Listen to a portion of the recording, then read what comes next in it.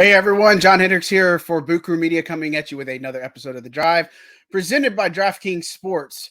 Thursday, a lot of news, a lot of things coming on, developments going on for the Saints, and obviously the most important thing is Derek Carr is still in New Orleans and he's at the team's facility for a second straight day, according to New Orleans Football's Nick Underhill. It's pretty significant, I think. Again, you visit these players and you kind of get to know them and lay out a vision and such for him. But obviously, his original visit was slated for Wednesday. They had reportedly had dinner together in New Orleans near City Park at Ralph's a little bit, and so. Look, I think that's the par for the course when you're talking about bigwigs meetings. Dennis Allen, Pete Carmichael involved, Saints brass. I'm sure Mickey Loomis was around. Guys like that, anybody that potentially has a say so for it, Jeff Ireland.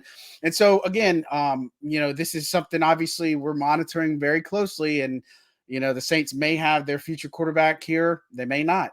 This could all go well for New Orleans. And then Carr may say, I don't know, let me think about it. I maybe want to see what happens. But again, as we talked about here, and as everybody should know, time is of the essence for the Raiders because they need to trade him or release him, 3 days after the Super Bowl concludes.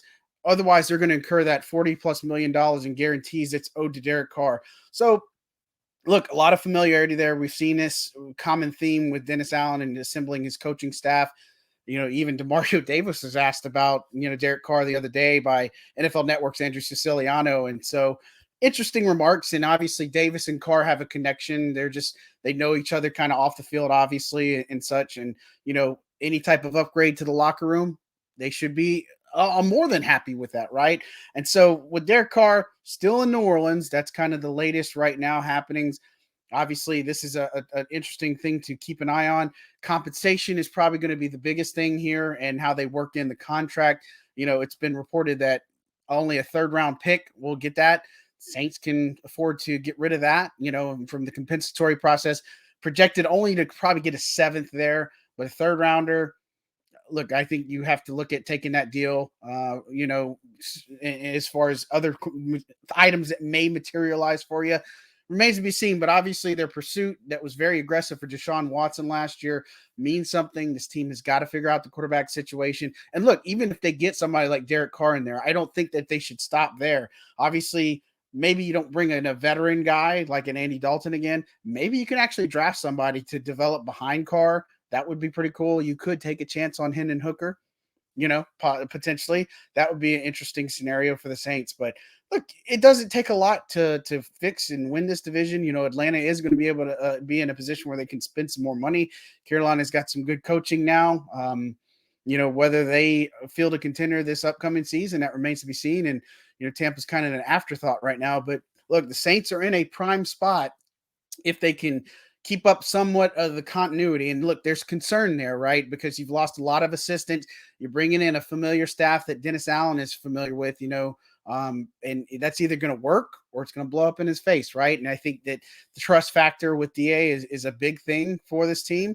And that's probably a big common theme. And somebody like Carr makes a lot of sense. What I'm really interested to see is if there anybody that follows, and mainly Devontae Adams, not necessarily that he would get, because the original reason he went to the Raiders was because of Derek Carr.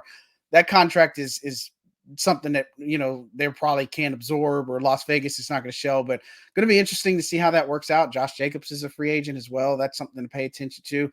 But look, these types of things, big developments that could be on the horizon for New Orleans. We'll have to see.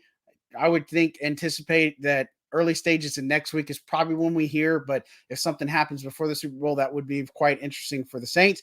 They need to figure out the quarterback situation. We'll see how they do that, whether it's through Derek Carr or some other means. Have to get it right, have to rebound. You've missed the postseason now 2 years in a row. You can't stand for that. You got to get better. You got to make sure that that's a solid position, something that they have desperately been lacking since Drew Brees has been out of the picture. I'm John Hendricks for Boot Crew Media. Don't forget to tune more into us and all the programming. Pels trade deadline, not really that eventful. As always, if you're looking to bet on the Super Bowl, be sure to use that code BOOT, BOOT, on DraftKings Sportsbook for your chance to get some free money. Have a good one, guys. Thanks.